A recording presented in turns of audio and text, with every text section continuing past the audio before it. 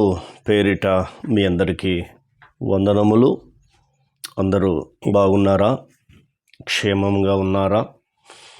మీ కొరకు, మీ కుటుంబం కొరకు, మీరు చేసే పనుల కొరకు ప్రార్థిస్తున్నాం. మీ ప్రార్థన అవసరతలు ఏమైనా ఇంకా ఉంటే మాకు తెలియపరచండి. వాటి విషయంలో కూడా ప్రార్థిస్తాం. మా కొరకు, మా పరిచర్య కొరకు ప్రార్థించండి.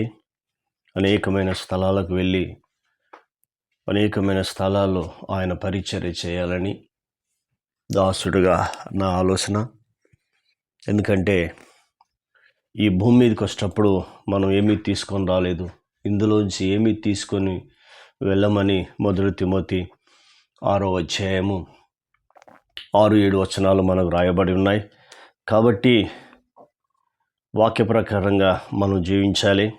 1 కొరింథీ 9వ అధ్యాయము 19వ వచనం, ఎక్కువ మందిని సంపాదించుకున్నటకు అందరికీ నన్ను నేను దాసుడిగా చేసుకుంటున్నానని అపోస్తలుడైన పౌలు చెప్పాడు. నా ఆశ కూడా అదే. ఎక్కువ మందిని సంపాదించాలంటే ఎక్కువ మంది ఆత్మలను ప్రభు యొద్దకు నడిపించాలని ఈ అంత్య దినాల్లో దైవ సేవకుడిగా ఆశపడుతున్నాను. మీ ప్రార్థన మాకెంతో అవసరము. మీ ప్రార్థన మాకు ఆయుధము లాంటిది. ఆత్మలు రక్షించబడడానికి ఎంతో సహాయపడుతుంది. ప్రార్థించాలని కోరుతున్నాను. ఇప్పుడు కుటుంబ ప్రార్థనలో దాగి ఉన్న ఆశీర్వాదాలు ఏంటో మనము తెలుసుకుందాం. కుటుంబ ప్రార్థన చేస్తున్నప్పుడు ఉదయకాలం, సాయంకాలం కుటుంబ ప్రార్థన చేస్తున్నప్పుడు కుటుంబ ప్రార్థనలో దాగి ఉన్న ఆశీర్వాదాలు ఏంటో మనం కొన్ని విషయాలు మనం చూద్దాం. దావీదు గారి ద్వారా కొన్ని విషయాలు మనం నేర్చుకుందాం. 2వ సమూయేలు గ్రంథము 7వ అధ్యాయము అందరూ తెరిచిపెట్టుకోవాలని కోరుతా ఉన్నాను. 18 నుండి 29 వరకు దావీదు గారు ప్రార్థన చేస్తున్నాడు. దేవుని సన్నిధికి వచ్చి నాతాను ప్రవక్త చెప్పి వెళ్ళిపోయిన తర్వాత తన దేవుని సన్నిధిలో కూర్చొని ప్రార్థన చేస్తున్నాడు. ఎంత అద్భుతమైన ప్రార్థన చూడండి. దావీదు రాజు లోపల ప్రవేశించి యెహోవా సన్నిధిని కూర్చుండి ఇలాగూ మనవి చేశాను, ప్రభువా, యెహోవా, ఇంతగా నీవు నన్ను హెచ్చించుటకు నేనెంతటి వాడను, నా కుటుంబము ఏ పాటిది, ఇది ఇంత హెచ్చుగా చేసిందంతయు నీ దృష్టికి కొంచెమై మానవుల పద్ధతిని బట్టి చెప్తున్నాడు. ఇంతగా హెచ్చించినంత నీ దృష్టికి కొంచెమని చెప్పి ప్రార్థన చేస్తున్నాడు. నిజమే, దావీదు కృతజ్ఞత కలిగిన వ్యక్తి. బాల్య దశలోనే దేవుడంటే భయము, దేవుడంటే భక్తి కలిగిన బిడ్డ. అందుకే అడవిలో ఉన్న అతన్ని తీసుకొచ్చి దేవుడు తన ప్రజలైన ఇశ్రాయేలు పరిపాలించే రాజుగా అతన్ని అభిషేకం చేశాడు. ఎప్పుడైతే అభిషేకం చేశాడో ఇంకా అంతకంటే ముందు చేసిన ప్రార్థన కంటే అభిషేకం చేసిన తర్వాత ఎక్కువగా దేవునితో నలిగాడు. మరి మీరు కూడా యేసుక్రీస్తును సొంత రక్షకుడిగా అంగీకరించిన ఆ మొదటి దినాలు జ్ఞాపకం చేసుకోండి. కుటుంబ ప్రార్థన కానీ, వ్యక్తిగత ప్రార్థన కానీ, ఆ తర్వాత సంఘ ప్రార్థన కానీ, అన్ని ప్రార్థనలో ఎంతో ఆసక్తితో వెళ్ళారు. ఎక్కడ మీటింగ్స్ అంటే అక్కడ వెళ్ళడం, ఎక్కడ గృహకుడికి అంటే అక్కడికి వెళ్ళడం, ఉదయకాలం, సాయంకాలం ఖచ్చితంగా కుటుంబ ప్రార్థన చేస్తూ కుటుంబం అంతా దేవుని సన్నిధికి నడిపిస్తూ కుటుంబంలో ఉన్న వ్యాధులు, కుటుంబంలో ఉన్న పేదరికము, కుటుంబంలో బాధల నుంచి ఎలా బయటకు వచ్చారో ఆ ప్రారంభ దినాలు ఒక్కసారి జ్ఞాపకం చేసుకోమని నేను కోరుతున్నాను. ఈ దినాల్లో ఎందుకు మనం ఎక్కువగా కుటుంబ ప్రార్థన పట్ల శ్రద్ధ లేదు అంటే, ఫస్ట్ దేవుని పట్ల శ్రద్ధ లేదు క్రైస్తవ్యానికి. ఏమున్నా డబ్బు డబ్బు డబ్బు సంపాదించాలని ఎంతగా ఆతృత పడుతున్నారు. డబ్బు సంపాదించడం తప్పు అని అనట్లేదు, కానీ సంపాదించడం మంచిదే. కానీ అది దేవుని సన్నిధిలో ఉండి కూడా మనము ధారాళంగా మనం సంపాదించవచ్చు. ఎందుకంటే దేవుడు చెప్తున్నాడు 128వ కీర్తన మొదటి 2 వచనాలు, యెహోవా యందు భయభక్తుల అని చెప్తున్నాడు. యెహోవా యందు భయభక్తులు కలిగి ఆయన త్రోవలు నడుచువారందరూ ధన్యులు. నిశ్చయంగా నీ చేతుల కష్టార్జితము నువ్వు అనుభవించదవు. నీవు ధన్యుడమని బైబిల్ చెప్తుంది. అంటే దేవుని యందు భయము భక్తి ఎప్పుడైతే ఉంటుందో నువ్వు ఎంత కష్టం చేయి 100% దాన్ని నువ్వు పొందుకుంటావని అక్కడ రాస్తూ ఉన్నాడు.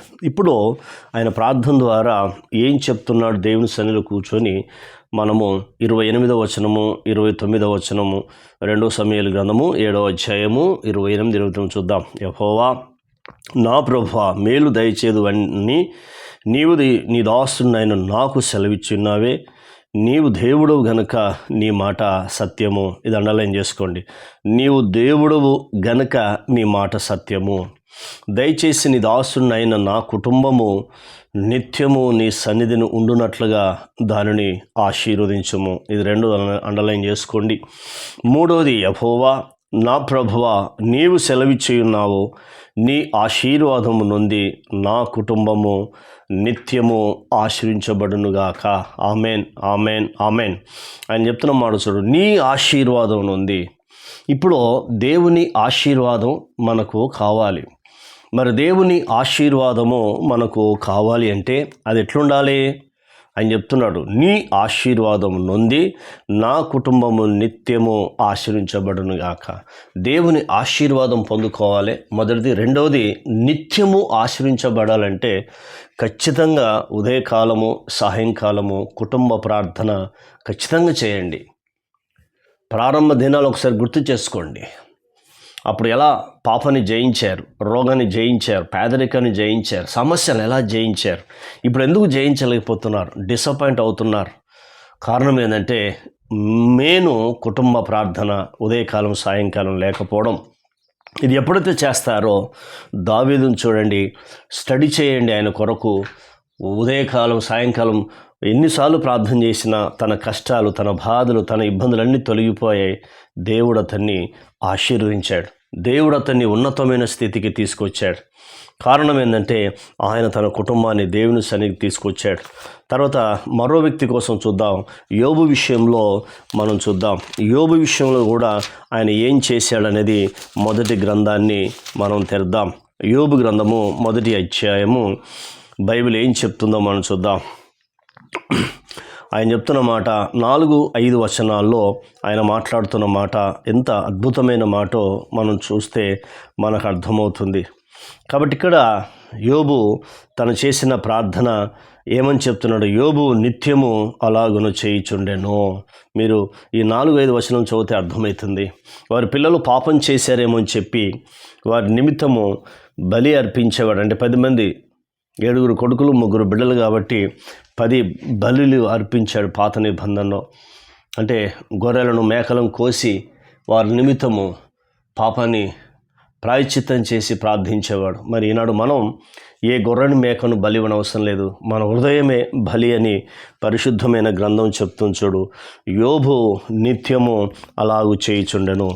మరి నీవు కూడా అలాగ చేస్తే నీ ఆశీర్వాదం ఎలా పొందుకుంటావు అనేది మనం చివరిగా మనం ఒక వచనం చూసి ప్రార్థన చేసుకుందాం. యోబు గ్రంథము 42వ అధ్యాయం తెరిస్తే మీకు అర్థమవుతుంది. యోబు 10వ వచనం 42:10. యోబు తన స్నేహితుల నిమిత్తము ప్రార్థన చేసినప్పుడు యెహోవా తన క్షేమస్థితిని మరలా అతనికి దయచేసెను. మరియు యోబునకు పూర్వము కలిగిన దానికంటే 2 అధికముగా యెహోవా అతనికి దయచేసెను.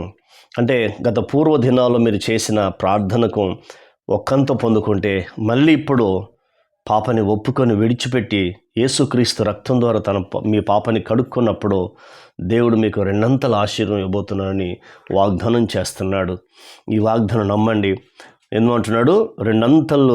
2 అధికముగా యెహోవా అతనికి దయచేశాను. దేవుడు ఇవ్వాలండి. మన ఆశీర్వాదం దేవుని దగ్గర ఉంది. గుర్తుంచుకోండి, మన కాలగతులు దేవుని వశంలో ఉన్నాయి. మన జీవిత దినాలన్నీ ఆయన బైబిల్ ఆయన గ్రంథంలో రాయించుకున్నాడు. కాబట్టి యోబు వలె దావీదు వలె నిత్యము ఉదయకాలం సాయంకాలం కుటుంబ ప్రార్థన చేద్దాం. 2 ఆశీర్వాదం పొందుకుందాం. కన్న తండ్రి నీకు వందనాలు, విన్న మాటలు బట్టి నీకు వందనాలు. 2 కుటుంబాలు తండ్రి, దావీదు యోబు కుటుంబాన్ని మా ముందుకు తీసుకొచ్చావు. వారు నిత్యము అలా చేయుచున్నారు. మేము కూడా అలా చేసి మా వ్యాధి బాధలు పేదరికం నుంచి విడుదల పొందుకోవడానికి కృప చూపండి. ఇంకెవరైనా బలహీనలు ఉంటే వారిని ముట్టండి, స్వస్థపరచండి. ఆర్థిక ఇబ్బందులు ఉంటే వారిని విడిపించి ఆశీర్వాదం దయచేయమని కృతజ్ఞతలు చెల్లిస్తూ యేసు నామములో పొంది ఉన్నాం తండ్రి, ఆమెన్. దేవుడు మనల్ని దీవించి ఆశీర్వించునుగాక. ఆమెన్.